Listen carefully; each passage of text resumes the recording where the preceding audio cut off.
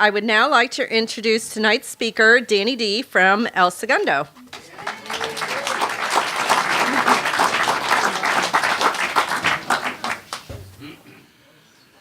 Hi, my name is Danny. I'm an alcoholic. I was having such a good time listening to the participation. I was just hoping it would just go on the rest of the night. You know? Such a nice group. I mean, if I was brand new, I would walk away from here wanting to come back. And thank you, Carrie, for asking me to come here. Carrie failed to put the dress code in the letter to me. So if anyone has a resentment about that, take it to her. Fortunately, you know what page the column works on, so you'll have no problem with that. All right. Hey, if you're brand new, welcome to Alcoholics Anonymous. And as Carol so eloquently said, if you're coming back, please keep coming back. This is a place for you to stay. If I came to say anything to anybody, it's that you're part of something, and there's a way out. Man, it's such a nice, warm group, you know. I talk a lot all over, and no matter where I go, there's this instant connection that I have, and I feel like I've been coming to this group for most of my sobriety. And that's a good thing. Did I mention I was an alcoholic? Yeah, I'm an alcoholic. All right. I like that light. I feel like a moth.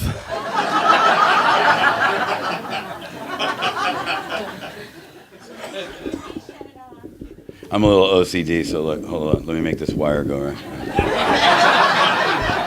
There's a lot of OCD people here. You know that, right?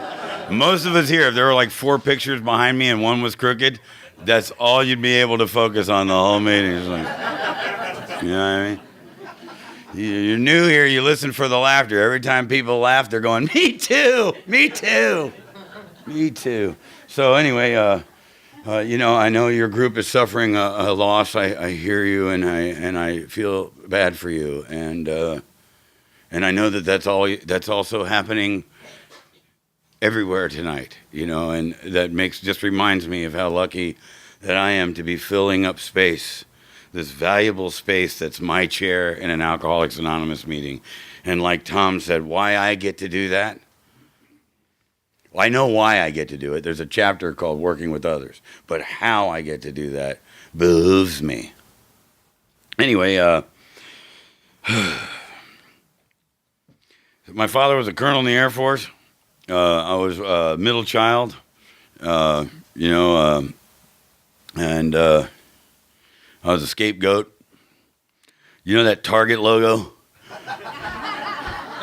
It was on my forehead. Everything was my fault. My fault. No matter what happened, my fault. I am the child in your neighborhood that your child was not allowed to play with. Just stay away from that Danny boy. And I'm the one that at school every time they were looking, the principal came to the room. It was me that was, you know, a lot of problems. You know, in therapy, they would ask me, what is your dawn of memory? Memory? What's that? I don't know about you. I did a lot of painting in the room with the windows closed. You know what I mean? And I'm the one that closed the windows. By the way, I have something, I always look for some, you know, I try to say me too to everybody that got up and talked. I connected with every single person that talked, and you from Hemet. I have something in common with you too. There was a cute guy at the first meeting I went to.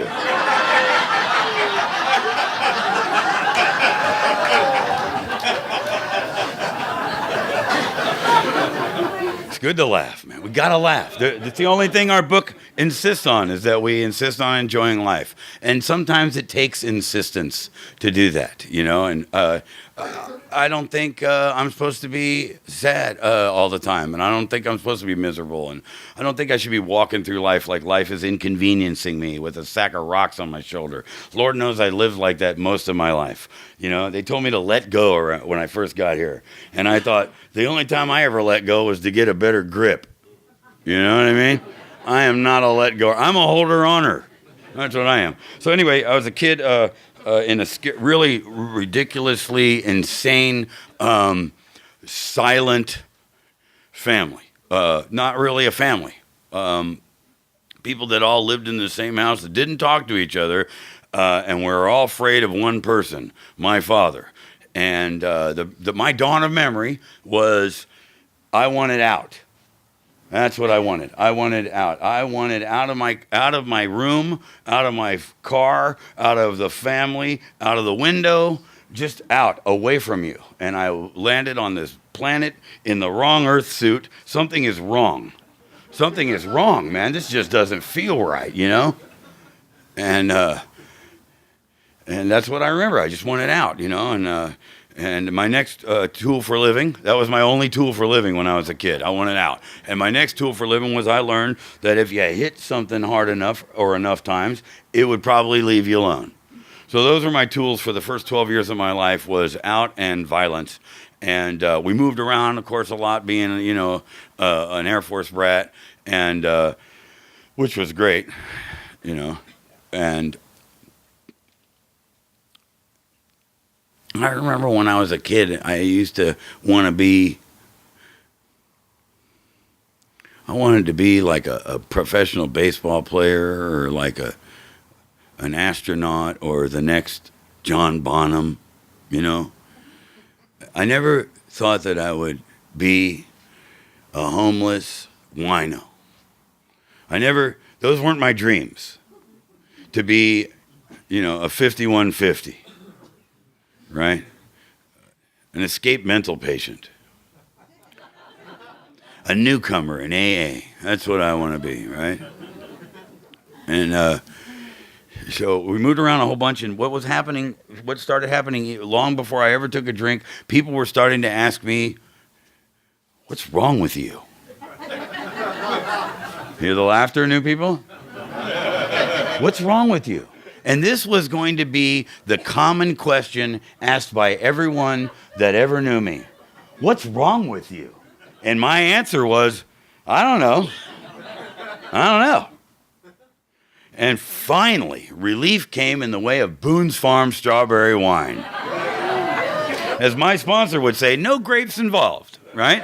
I was 12 years old. I was living in Washington, D.C., we were in a baseball dugout. I was already hanging out with lower companions, and this guy handed me a bottle of strawberry Boone's Farm wine. It was a big old bottle, and I took it and drank the whole thing in probably one gulp, right? And that thing happened. That thing happened that separates me from the norm. Like you could probably not finish a drink. It's ridiculous. How do they do? You know what I'm talking about? You know when you go out with a normie and you're just sitting there going, Jesus Christ, an hour and a half, finish it. You know? How do people do that? You know? In our beautiful book right here, right on page 30, it says we were people that lost the ability to control and enjoy drinking. I never tried to control my drinking. It was all drink it and eat it, smoke it, snort it, shoot it until it's gone.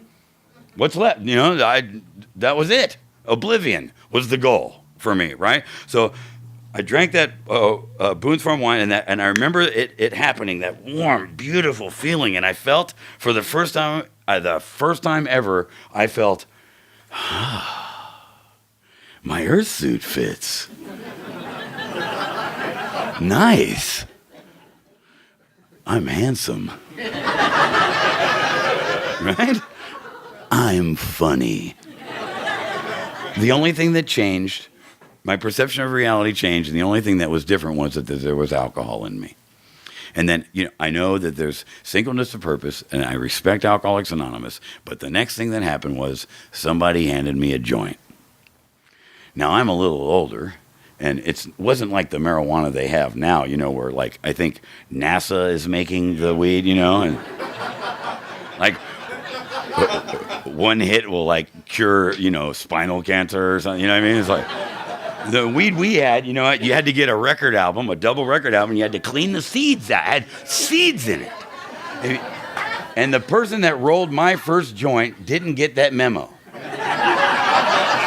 So I'm 12 years old. I'd been smoking Camel cigarettes for about 3 years now, smoking Camel cigarette, and I knew how to smoke a cigarette, and I was a little greaser, I had that 50s thing going, a little tough guy, a little thing, and I knew how to smoke a cigarette, but I watched these guys, they were going around and they were going, we weren't smoking it like a cigarette, they're like that.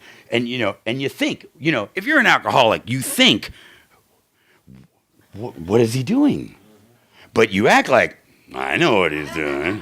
I had no idea, right? So when it came around to me, I didn't want to be different. I didn't want you to know that I didn't know. So I said, and the seed popped. And it stuck to my forehead. And it's just sitting there burning, right?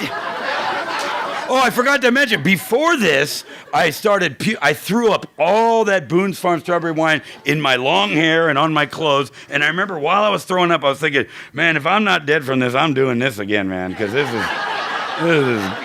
good. And so I'm covered in strawberry vomit. My face is on fire, and I'm standing there going, oh, yeah. I'm down for this. Because this is better than what I've been feeling, which was like a loser and a little piece of crap, and like you're nothing, you're never going to be nothing. If only you'd apply yourself, you have so much potential. We don't need you around here. Everything is your fault. This was better. So from that day forward, man, I just was a pig, everything that I could possibly get in me. And so things started happening, I'm running away from home all the time. I didn't want to take those whippings anymore with belt buckles and extension cords and things like that. So one day the switch went off in me when I was getting a beating, and I looked at my father and I said, you know what? You're never going to see me cry again, man. I don't have any of those kind of feelings, that take it like a man, big boys don't cry, quit crying or I'll give you something to cry about. So it went off. Everything went off. I from then forward, I never processed another feeling. I grew up without any moral compass whatsoever. I had no real guides, and I was going to reform schools a lot. My family turned their back on me and gave me up, and I was raised by the courts and the streets and things like that. So I ended up in San Antonio, Texas. My father was the Inspector General for the Air Force, and that's when I really started to learn how to drink. I picked up, we used to hide liquor in our boots when we went to concerts in Texas, and it turned out that Southern Comfort had this rounded little bottle and fit into my boot really well. So therefore, Southern Comfort became my drink of choice, y'all. Which was improperly named because no one was ever comfortable when I drank Southern Comfort. You probably having a problem when you see people going, when they see you begin to drink and they go, oh no. Oh no. Don't do it. So I'll speed this little process up a little bit. I was running around crazy, and I was doing a lot of different things also, other than, alcohol was always on the table. Alcohol was the thing. The thing was, the reliable stuff was always the alcohol. However, if you're new and you're trying to come in AA and you're trying to find a way to connect, and you don't... You guys hear that too, right?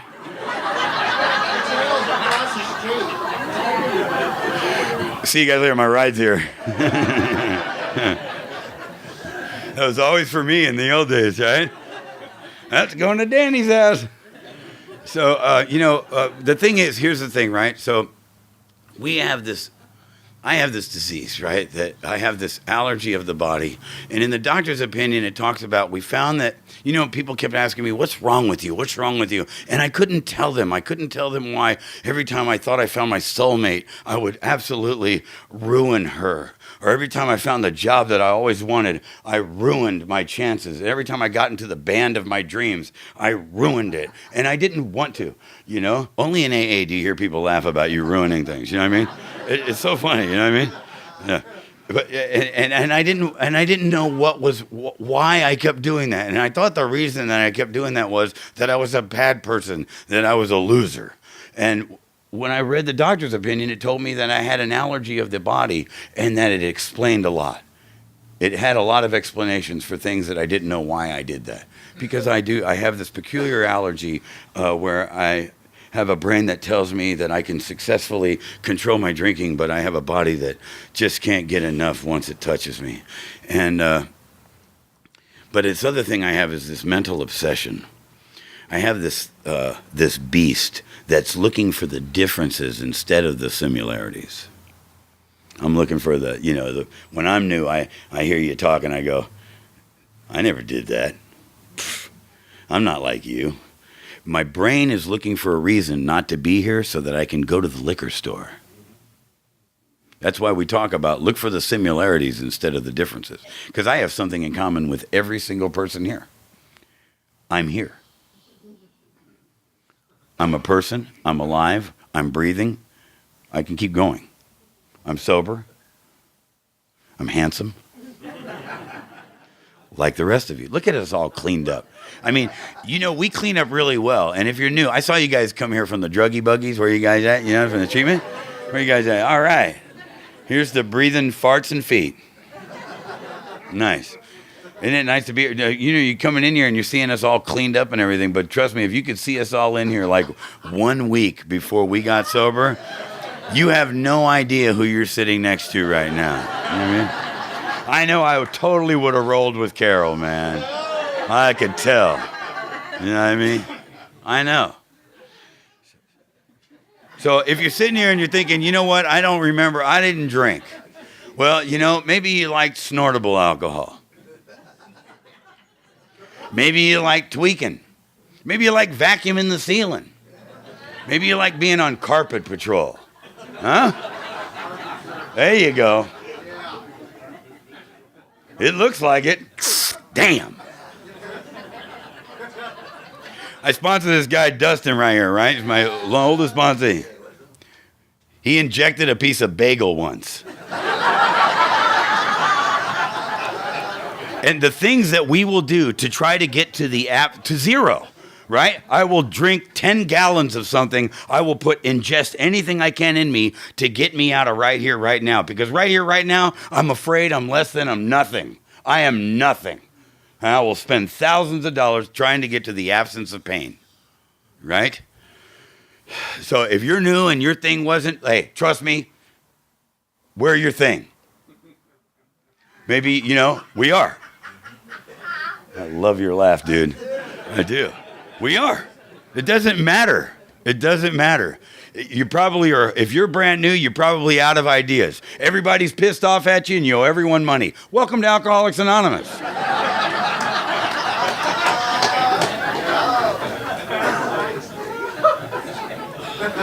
So here's what happened to me. So you fast forward a little bit, and I'm like, when I was 19 years old, I could play drums, right? I was a drummer. I had the only thing going for me in my life was I could play drums. I had this gift of time. I'm in San Antonio, and I heard Rod Stewart had a audition for drummers. So I took all my drums that didn't match from the pawn shop because I'm a drunk, right? And I can't keep anything together, right? Including a drum set. And I put them all on a Greyhound bus, and I come to L.A. to audition for Rod Stewart. Now, I don't know if there's any other liars here, but I used to lie so much I have fond memories of stuff that never even happened to me. Right? And I told so many people that I played drums for Rod Stewart that still to this day when Hot Legs comes on the radio, I'm like, man, I'm getting down right there. I never made it to the audition. Because when I got to the LA bus station, there was a pawn shop that was open all night right next to it, and my drums went straight in there, and I drank my drum set up. So, the laughter, right? Isn't it good? So, yeah, so I didn't make that one, and so I'm running around on the streets of Hollywood, and I'll fast forward to 22 years old. I ended up living on the streets in San Francisco with wearing everything I owned with holes in my teeth and mats in my hair, and I was a wino.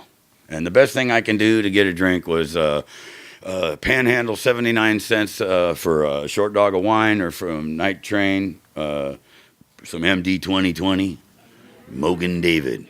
Again, no grapes involved. Or I would go to the bar, the bar where that beautiful place is where the brass rails are, that angelic place.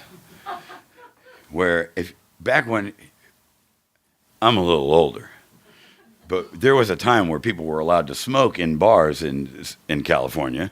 And you know, these normies that I talked about that don't finish a drink, some of them will even throw a cigarette in their drink, which is great for an alcoholic.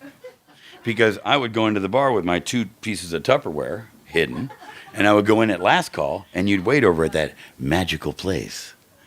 And the waitress would go out and bring back all these half drinks, or things with cigarette butts and all that. And every time she'd go back out, I would take the drinks and I would dump them into my Tupperware. And then I would take, listen, did you hear that? Oh, geez. Really? Really? How many people here have snorted stuff off of a bathroom in a, right. But isn't it funny when we get sober, we go like, is that filtered water?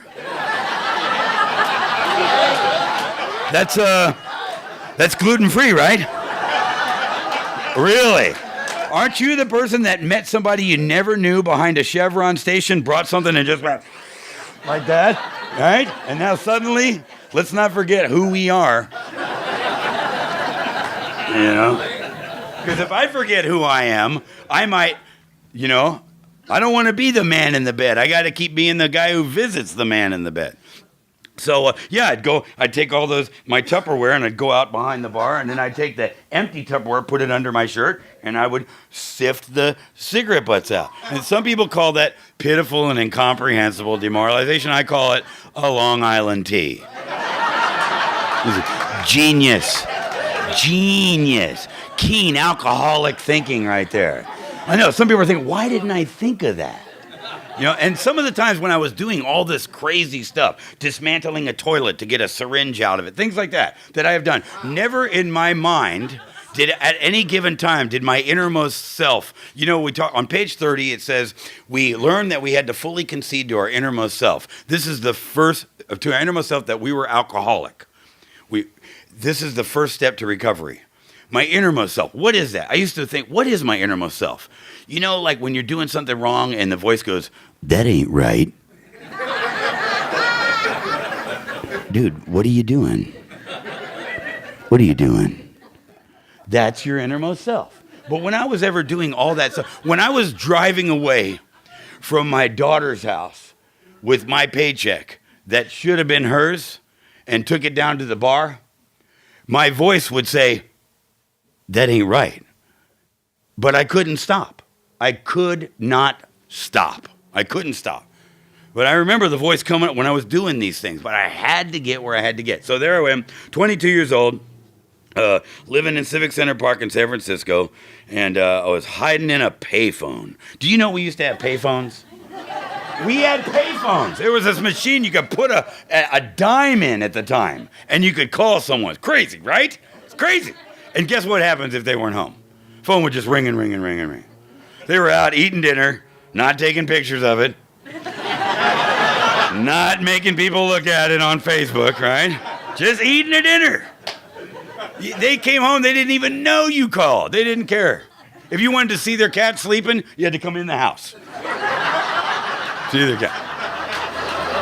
So I'm hiding in this phone booth, right? I'm hiding it. Why am I hiding in there? Because it's daylight outside, and I don't want people to see me. I've been staring at my shoes. I'm broken. I am a broken shell of a person who knows that he's never going to be anything. And every single person I look at, I'm like, I'm never going to have a job. I'm never going to have a wife. I'm never going to be loved. I'm never going to have nothing. This is my pathetic life. I'm sleeping on the street. I'm sleeping in doorways. I'm nothing. I don't know anyone. I am not connected to a soul on the planet. I think my family at the time was either in the Philippines or somewhere. Bless you. And I'm hiding in this. I've been looking at my feet most of my life, you know, or hiding in my mat of hair. Because if you connect eyes with me, you are going to know what a low that I'm. You are going to instantly know how I feel about me, right? And you know, I remember coming out of overdoses and blackouts and in 5150s or in handcuffs and just thinking, Jesus, man, I'm still alive. I'm still alive, and worst of all, I'm still me. I just wanted to be anything other than me. You know, I would trade places with anyone. And I'm hiding in this payphone, and there's this bumper sticker in the payphone that said, got a drinking problem? Call Alcoholics Anonymous. Never heard of it. Been in front of 100 psychiatrists, therapists, all those people asking me, what's wrong with you? No one ever mentioned ever that maybe I'm an alcoholic. So I pick up the phone and I call collect. And I could still hear. Alcoholics Anonymous, this is Judy. And I'm like, the only thing I could say was, oh.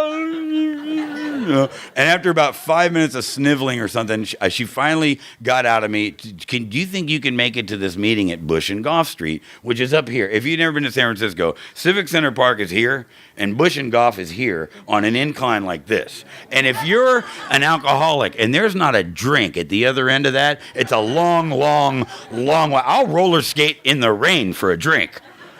But you know how we are. We'll do anything to get a drink. But now when you sponsor guys and girls, and you say, are you gonna? The meeting is 2 blocks from your house. They're like, dude, it's been 6 months. What page are you on, bro? Have you gotten a big book yet? It says, in working with others, it says, seeing your prospect for the second time, he's read the entire volume. What? He read the whole frickin' book. Man. Guess he meant business. So I make it up to this meeting. I walk up to this meeting, and as soon as I walk in, the first thing that happened was a big, gigantic dude, 3 times bigger than you, like a nose guard on a football team, starts running towards me. And I think, uh-oh, I've been here before.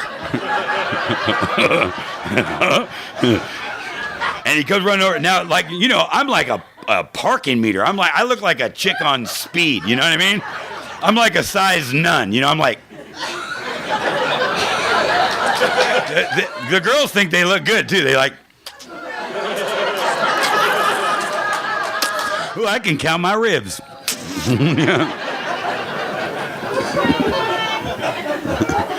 Take it easy. Isn't it good to laugh, man? It's so good to be where we are right now. We're so freaking lucky. Whew. Yeah, so this guy runs up to me, man. I'm like, hey, come on, let's go. And he comes and he goes, I love you. I'm like, I wasn't expecting anything other than that. Hit me with a chair, let's go, come on, let's do it. But I love you? That doesn't happen. We're in the Tenderloin on Leavenworth and Eddy Street in the Kinney Hotel. That doesn't happen. Nobody's talking about that. And he picks me. I go, don't do it. And he picks me up and he gives me a hug. And I said, don't ever do that again.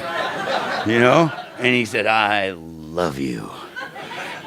And then the next thing that happened was this little woman came over. Her name was Peg. She was like this. There's a lot of like moms here tonight. You know how we're talking like that we are a family. We are a family. And if you've lost your mom or you lost your dad, if you never had a family, we have moms and dads here for you. Trust me. Just like you said, there are people dying to be of service to you. There are people here that might have lost their children. And so if you're a child that lost your mom and dad, ta-da! Right? So this woman came over. Her name was Peg. And she had this like Florence Henderson little hairdo. Google it. Yeah. She's Mrs. Brady, right? She's like, Miss Brady. All she was missing was a plate of cookies, And she came over to me, and she had this little sweater on, and she came over real soft and gentle, and I was just like really scared. I didn't know what to expect. She put her arms around me, and she said, hi, Danny. You don't have to do what you're doing to yourself anymore, and you don't have to feel like you're feeling if you don't want to. And she gave me a hug, and I just shattered. And her name was Margaret Laird, and she just passed away just recently with a long time sober. And she was a rock for me, an amazing, amazing woman. Another person who didn't tell me about Alcoholics Anonymous, but showed me Alcoholics Anonymous, She led by an amazing example. And the backbone was love and kindness. Things that were very foreign to me. So I kept going back to that meeting, right? And every time I walk in, that big dude come running over. I go, don't do it, don't do it, don't do it. I was powerless. If I was going to stay in the room, you're getting a hug from the, some people just love to hug. You know what I mean? You know what? There's nothing you can do about it. Stop fighting it. Just every single person here, I don't want you to leave without hugging me. Come up, don't pat me, don't give me that dude hug where you go wham, wham. I don't want that hug. I want that, just give me a nice hug. Now, here's what happened. This guy would hug me every time, right? And finally, like the 10th time I went there, I walked in and he just stayed over there talking to these people. And I was like,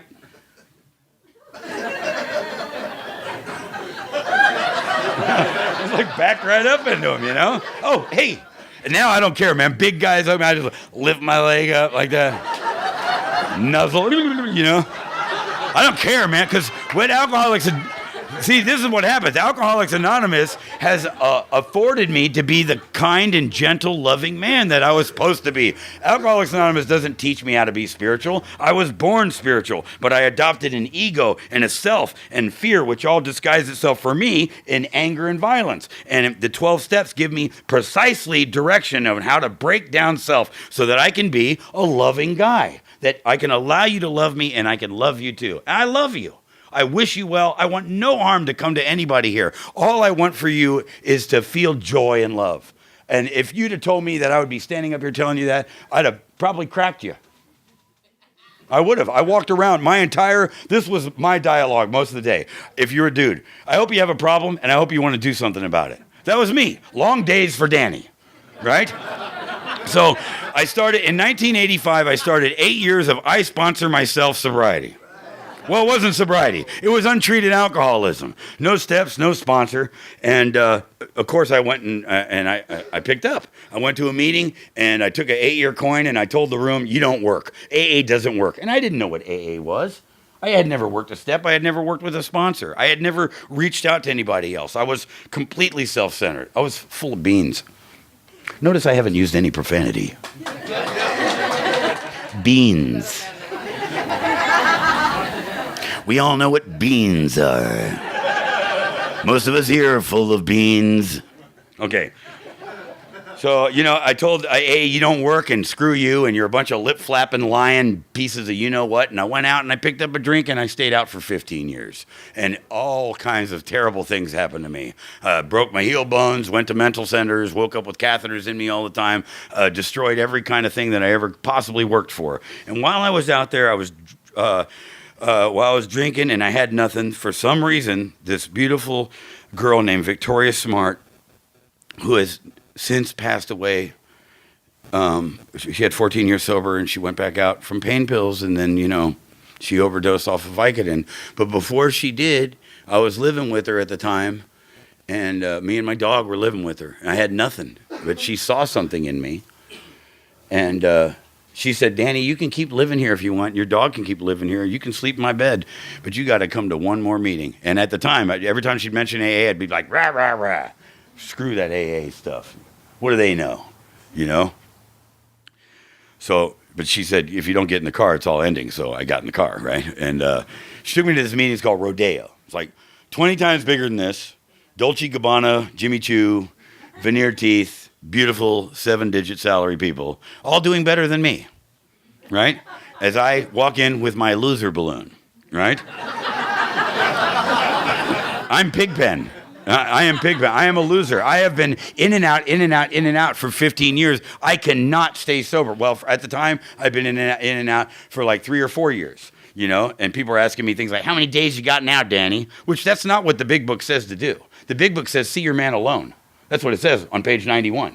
See your man alone. Why do we learn pages? It's not so you can sound cool as a sponsor or as a speaker at the podium. It's so when you're helping somebody and you're driving your car, you don't need to, you got the the book. It's our book. We need to know that book, right? So, I don't know where that came from.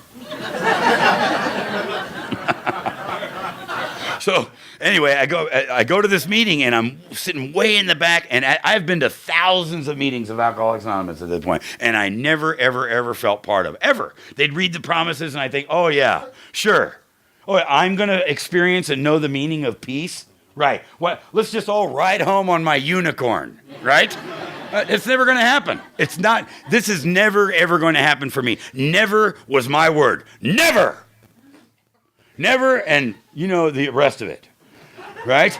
And I never, I was hopeless. I was completely hopeless, utterly hopeless, and I was out of ideas. And she took me to this meeting to hear this man named Earl speak. And Earl started talking, and it was like, you know when you hear your sponsor speak? It was like, he was talking straight to me. There was nobody else in the room. I'm like, oh my God, I felt like that. And this little tiny word started tapping me in the back of the head. Maybe. Now that's a big change from never. Maybe. Maybe you don't have to die. Maybe you can do this. Maybe your life will mean something to someone else. Because I knew at that point I could die and no one would even find out or care. So I walked up to him and I said, will you sponsor me? And he said, yes. And he started sponsoring me and started showing me Alcoholics Anonymous. And for 15 years, I went in and out and in and out and in and out. And that man, he never said, you're fired. He never said, no. He always found me wherever I was and reached into me, cracked me open, squeezed my heart just a little bit, just enough to keep me going. He believed in me. He showed me love. He believed in me enough until I started believing in myself. I began to believe in myself. It took a long, long time. But what he always did was he always told me that there is a chair here for you and that you're welcome here. And he stood in line for me many times. While I was in the county jail, he would stand in line for 7 hours to see me for 4 minutes.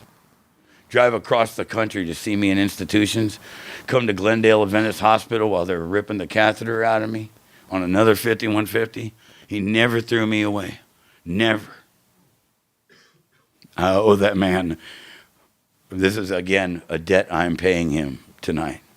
Because Donald Madden didn't give up on him. Because Norm Alpe gave it to Donald Madden. Because Chuck C gave it to Norm Alpe. Because Bill W gave it to Chuck C. That's my lineage, right? So I owe those men.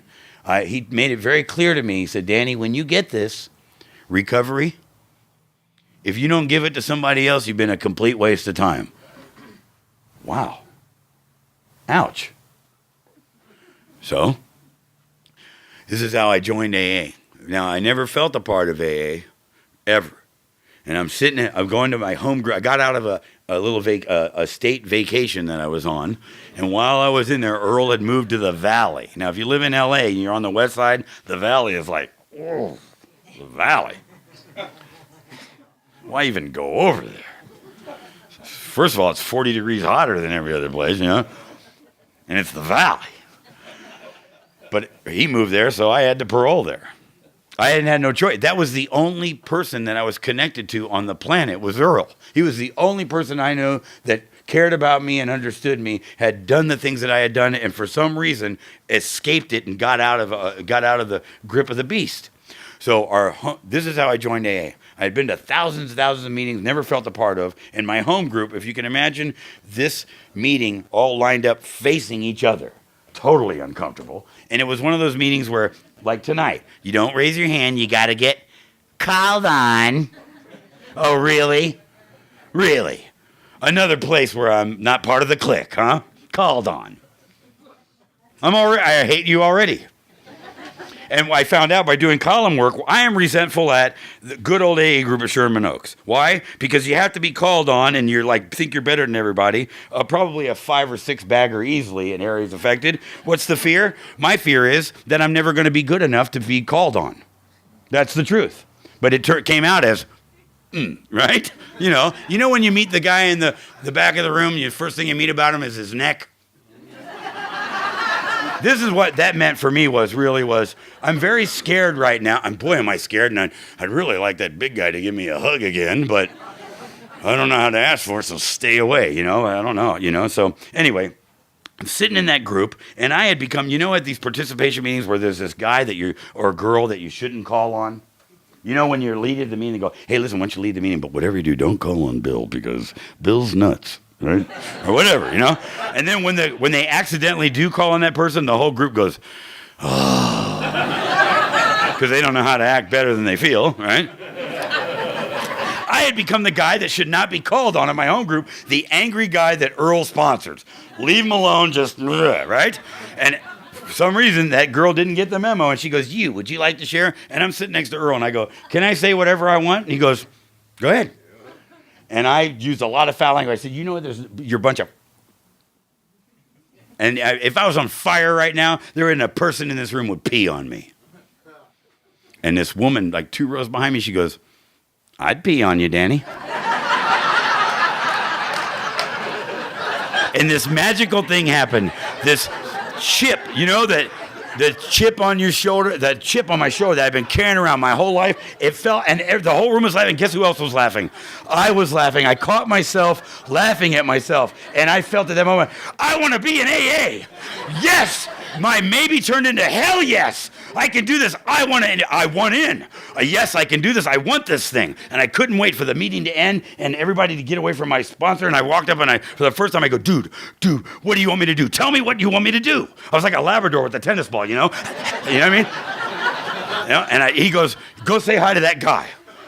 And it was this guy that had tattoos all over his face that was standing there. I'm like, my brain was saying, dude, look at him. But this thing happened, this change happened where I turned into Forrest Gump and I went, okay. I'm like, how did that happen?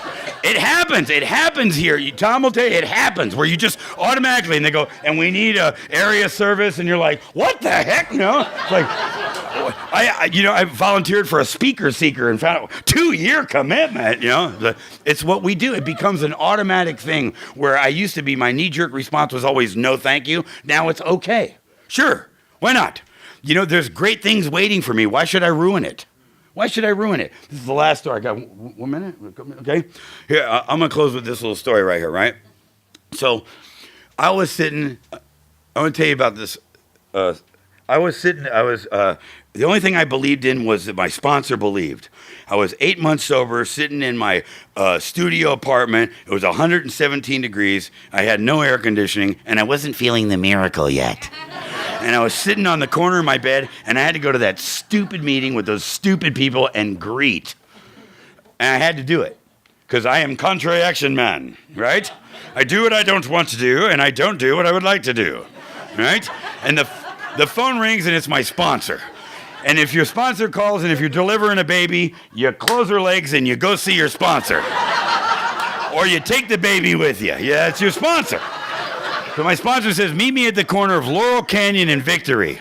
So I just go, okay, right? And I get in my beat-up Ford Ranger. It's got whiskey wrinkles all over it. And I drive out to Sears at Laurel Canyon Victory in my Carhartts. I'm an electrician, right? And I walk up to my sponsor, and I'm like, what's up, man? And he goes, I don't know if you don't know Earl, he's very animated. He's like, follow me, So I walk into the Sears, and he takes me in there to the air conditioning department, and he tells the guy, get me the most expensive air conditioner there is. And I don't know about you, but low self-esteem used to be a goal for me. You know what I mean? Like, I don't deserve the air in this room, let alone a seat here, And he wants to get me this thing, and I'm like, dude, come on. He goes, I can't have you uncomfortable, Danny.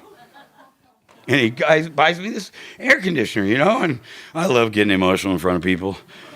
I take this, he buys me this beautiful air conditioner, and I'm not even thinking about it. And I give him a hug, and I'm driving home, into the West Valley, and I put this air conditioner I'm an electrician, so smacking an air conditioner while it's nothing, I can put it in, and I'm not even thinking about what I'm doing. I put it in, and I turn it on, and all of a sudden,